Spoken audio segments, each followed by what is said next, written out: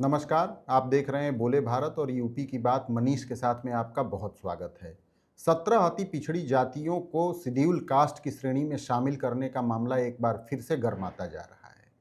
इसका पुराना इतिहास है। जब भी यूपी में विधानसभा की रणभेरी बजनी शुरू होती है, वैसे ही ओबीसी कम्युनिटी के तमाम लोग जो इन 17 अति पिछड़ी जातियों में शामिल हैं, उनके अगुआ इन सभी 17 अति पिछड़ी जातियों को शेड्यूल कास्ट की कैटेगरी में शामिल करने की मांग उठाने लगती हैं और सत्तारूढ़ दल पर इसका दबाव बनाना शुरू करती हैं कि इसे जल्द से जल्द लागू किया जाए।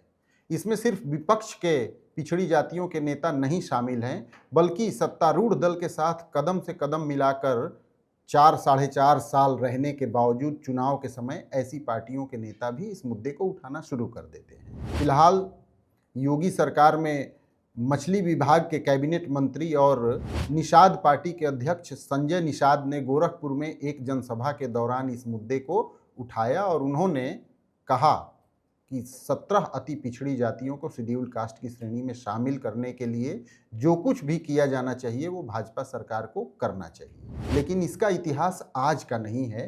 पिछले 25-26 सालों के दरमियान ये देखा गया है कि ये मांग उठती रही है। इस बीच में तमाम अन्य पार्टियों की सरकारें भी यूपी में राज करती रहीं, लेकिन ये मांग पूरी नहीं हो सकी। सबसे पहले मुलायम सिंह यादव की जब सरकार थी यूपी में, तब 2004 में इसका प्रस्ताव बनाया गया था।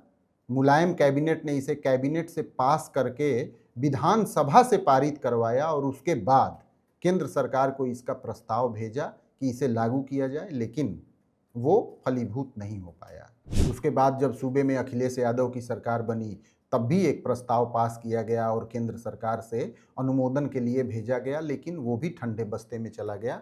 यहाँ तक कि पिछले 9 साढ़े 9 सालों से सूबे में भाजपा की सरकार चल रही है, तब भी ये काम नहीं हो पाया और 17 अति पिछड़ी जातियों को शेड्यूल कास्ट की श्रेणी में शामिल करने के लिए राज्य सरकारों ने अपने अपने स्तर पर एक अधिसूचना भी जारी की, एक नोटिफिकेशन भी जारी किया, लेकिन उससे भी कोई हल नहीं निकला। और उसकी वजह ये रही कि जब जब उस नोटिफिकेशन को हाई कोर्ट में चैलेंज किया गया, हाई कोर्ट ने उसे क्वैश कर दिया, उस नोटिफिकेशन को रद्द कर दिया, ये कहते हुए कि किसी भी जाति को अनुसूचित जाति की श्रेणी में शामिल करने का अधिकार सिर्फ संसद को है। संविधान का अनुच्छेद 341 संसद को ये राइट देता है कि वे किस जाति को अनुसूचित जाति के श्रेणी में शामिल करे या उस श्रेणी से उसे बाहर निकाले। ऐसे में राज्य सरकार की अधिसूचना संवैधानिक रूप से सही नहीं है, कानूनी रूप से सही नहीं है और ये कहते हुए इलाहाबाद हाई कोर्ट ने कई बार इसे रद्द किया है। और ये मामला 2004 से जो सरकारों का प्रयास शुरू हुआ तब से लेकर अब तक, यानी पिछले 22 सालों में यूं ही लंबित रहा है। लेकिन एक कॉमन बात यह है कि जब जब चुनाव आता है तब तब इसकी सरगर्मी शुरू हो जाती है। यदि 5 साल पहले आप चले जाएं तो 2021 में भी भाजपा सरकार ने इसको लेकर बहुत उत्साह दिखाया था, लेकिन अभी तक ये लागू नहीं हो पाया। अब समझने वाली बात यह है कि आखिर ऐसा क्यों नहीं हो पाया। केंद्र में नरेंद्र मोदी की सरकार चल रही है, सूबे में योगी आदित्यनाथ की सरकार चल रही है, डबल इंजन की सरकार का इसे नाम दिया जा रहा है। तो फिर डबल इंजन जबकि एक ही पार्टी की दोनों ही जगहों पर सरकारें चल रही हैं, तब भी इसे क्यों नहीं पूरा किया जा सका। यदि पिछली सरकारों की बात करें तो मुलायम सिंह के समय कांग्रेस की सरकार केंद्र में थी, अखिलेश यादव के समय भाजपा की सरकार केंद्र में थी, तो ये तो माना जा सकता है कि केंद्र में और राज्य में एक ही सरकार न होने के कारण इस मामले पर कौन क्रेडिट ले जाए, इसको लेकर दोनों के बीच संघर्ष हो सकता था और इस मामले पर कोई फैसला नहीं लिया जा सका। लेकिन अब जबकि पिछले 2014 से केंद्र में भाजपा की सरकार है और 2017 से राज्य में भाजपा की सरकार है, तो इस एक रूपता के बावजूद इस मामले पर कोई निर्णय अभी तक क्यों नहीं लिया जा सका। इसके और क्या ऐतिहासिक पहलू हैं, इसके लिए हमने बात की लौटन राम निषाद से, जो कि मछुआरा संघ के राष्ट्रीय महासचिव हैं और इस मामले को बहुत लंबे समय से कानूनी लड़ाई इसकी लड़ते आ रहे हैं और इसके बारे में उनका अच्छा अध्ययन भी है। अति पिछड़ी जातियों को शेड्यूल कास्ट में रखना है, इस बात का तो फैसला केंद्र सरकार को करना है। राज्य सरकारों ने जितनों का नाम मैंने गिनाया, क्या इस दिशा में भी अच्छे से कभी सीरियसली काम किया, या सिर्फ ये वोट बैंक की राजनीति तक और निषाद समाज और 17 अति पिछड़ी जातियों को ललचाने लुभाने तक ही सीमित रहा? देखिए, उत्तर प्रदेश के जातिगत समीकरण में अगर आप देखेंगे तो अगर 13.89% जाटव या चमार भाइयों की आबादी है, 10.48% अगर यादव की आबादी है, तो तीसरे नंबर की सबसे बड़ी जाति 10.31% निषाद समाज की आबादी है। यह जो है कि उत्तर प्रदेश की राजनीति को बनाने और बिगाड़ने की क्षमता रखते हैं। तमाम लोगों ने प्रयास किया। नेताजी की जहां तक आप बात करेंगे, उस समय 34 दलों का गठबंधन था। अगर जब हमारी मीटिंग जो है शास्त्री भवन में दिग्विजय सिंह को भेजकर सोनिया गांधी जी, राहुल गांधी जी ने, तत्कालीन गृह मंत्री समाज कल्याण मंत्री जो थी मीरा कुमार जी, 2.5 घंटे की, मैं with evidence with documents 18 kilo का दस्तावेज लेकर के गया था। मीरा कुमार का एक ही कहना था कि लौटर राम दलित बनना चाहते हैं, लेकिन दलित नेताओं पर उंगली उठाते हैं। मैं बात सच्चाई थी कि चाहे सुशील कुमार शिंदे हो, चाहे मीरा कुमार हो, चाहे महावीर प्रसाद जी हो, ये लोग विरोध करते रहे। तो मैं यह बात जो है सोनिया गांधी जी के यहाँ चिट्ठी लिख करके भेजा कि कांग्रेस पार्टी तो चाहती है कि अनुसूचित जाति का दर्जा निषाद मछुआरा समाज को मिले, लेकिन जो कांग्रेस पार्टी में बड़े दलित नेता है वही अड़ंगेबाजी करने का काम करते हैं। 2.5 घंटे की बहस में दिग्विजय सिंह ने कहा कि मैडम आप संतुष्ट हुई कि नहीं, लेकिन उनका यही बस कहना था कहीं कि ठीक है, हमारे अधिकार क्षेत्र में जो है मैं आगे बढ़ाऊंगी। लेकिन दुर्भाग्य की बात रही कि बैसाखियों पर जो यूपीए 2 की, चाहे यूपीए 1 की जो सरकार थी, उसने निर्णय नहीं लिया। लेकिन डबल इंजन की सरकार, ये भारतीय जनता पार्टी की जो सरकार है, 5 अक्टूबर 2012 को तत्कालीन भाजपा के राष्ट्रीय अध्यक्ष नितिन गडकरी जी, दिवंगत नेत्री सुषमा स्वराज जी ने दिल्ली के मावलंकर ऑडिटोरियम में पूरे देश के मछुआरा संगठनों की मीटिंग बुला करके फिशरमैन विजन डॉक्यूमेंट्स जारी किया। और दिग्विजय सिंह, सुषमा स्वराज जी और नितिन गडकरी जी ने कहा कि 2014 में हमारी सरकार बनेगी तो आरक्षण की विसंगति को दूर करके हम जो है कि फिशरमैन कम्युनिटी की जातियों को SC ST का स्टेटस देने का काम करेंगे और ब्लू रिवोल्यूशन, नीली क्रांति के माध्यम से आर्थिक विकास करने का काम करेंगे। लेकिन भारतीय जनता पार्टी ने वादा खिलाफी किया। राम और निषाद राज की मित्रता का हवाला दे करके, चाहे राम को का शरणदाता निषाद समाज को बता करके, इनका वोट तो लिया गया, इन्हें दिया कुछ नहीं गया, बल्कि जो मुलायम सिंह यादव की सरकार ने 10 बरस के लिए तालाबों का पट्टा मत्स्य पालन के लिए देने का शासनादेश किए। नहीं, ये सब तो बहुत कुछ होता है, लेकिन कुल मिला के जो 17 अति पिछड़ी जातियों को शेड्यूल कास्ट की श्रेणी में क्यों नहीं शामिल किया गया, इसके अन्य भी कई राजनीतिक कारण हैं। कुछ आंकड़ों से आपको समझाने की कोशिश करेंगे कि आखिर ये कैसा क्लैश है दो कम्युनिटी के बीच, जिसकी वजह से तो नहीं कहेंगे, लेकिन ये एक बड़ी वजह है जिसकी वजह से पिछले 20-25 सालों से ये मुद्दा तो उठता रहा, लेकिन अभी तक ये फलीभूत नहीं हो पाया है और ऐसा नहीं हो पाया है। आइए कुछ आंकड़ों पर और कुछ तथ्यों पर और दो कम्युनिटी के बीच क्लैश को लेकर क्या हो रहा है इसको जानते हैं। तो आइए उन आंकड़ों को समझ लेते हैं कि आखिर क्यों ये 17 अति पिछड़ी जातियों के अगुवा इन जातियों को शेड्यूल कास्ट में शामिल कराने के लिए इतने उत्साहित रहते हैं, इतने बेचैन रहते हैं। एक तथ्य आप सबको ध्यान ही होगा कि आरक्षण ओबीसी का ज़्यादा है।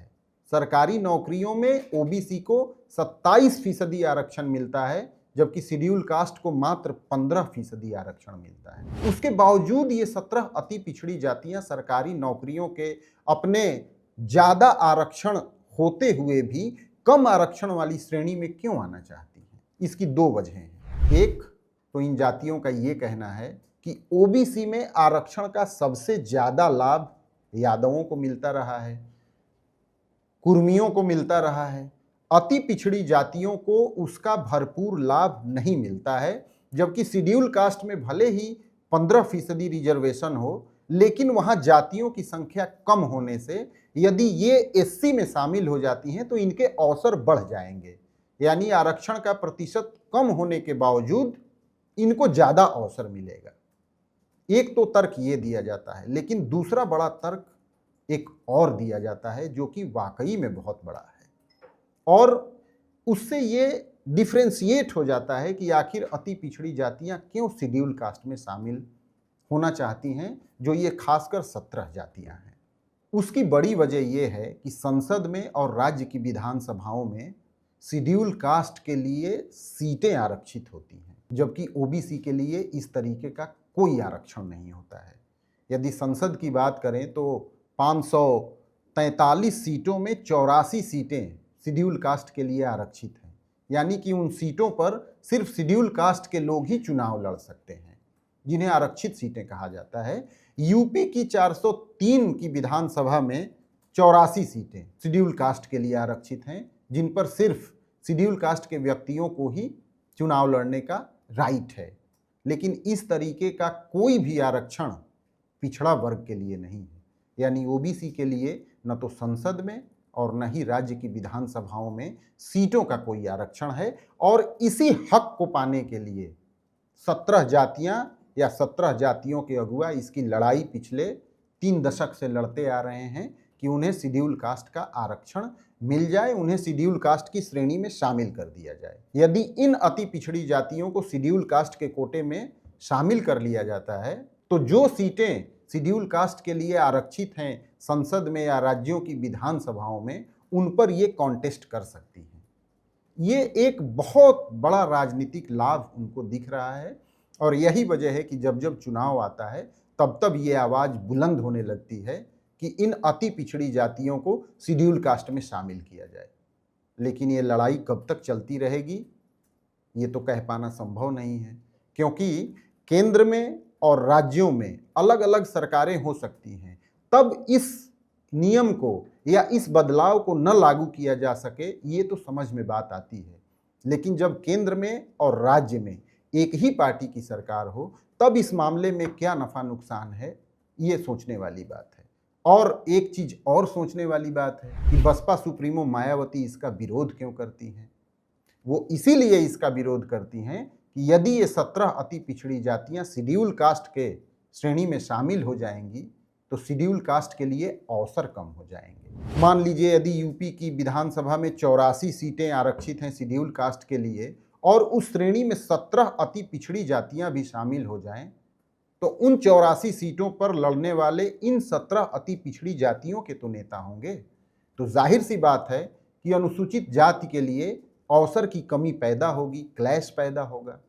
जितनी सीटों पर अभी वो खुद लड़ लेते हैं उसमें से तमाम सीटें इन अति पिछड़ी जातियों को भी देनी पड़ेंगी और इसीलिए बसपा सुप्रीमो मायावती ने इसका विरोध किया है। और समाजवादी पार्टी की सरकार के समय तो वो इस पर बहुत हमलावर भी रही। तो इतना आसान नहीं है इस बदलाव को अमल में लाना, क्योंकि भारतीय जनता पार्टी को भी तो दलित समुदाय का वोट चाहिए, उसे तो अति पिछड़ों का भी वोट चाहिए और दलितों का भी वोट चाहिए।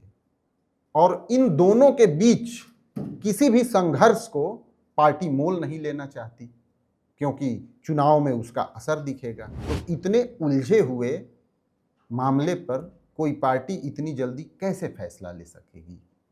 और यही वजह है कि पिछले 3 दशकों से जो ये मांग उठती रही है वो चुनाव के समय तेज तो होती है लेकिन चुनाव के बाद मंद पड़ जाती है। यूपी की बात मनीष के साथ आप बने रहे, इसके लिए आपका बहुत धन्यवाद। देखते रहिए बोले भारत।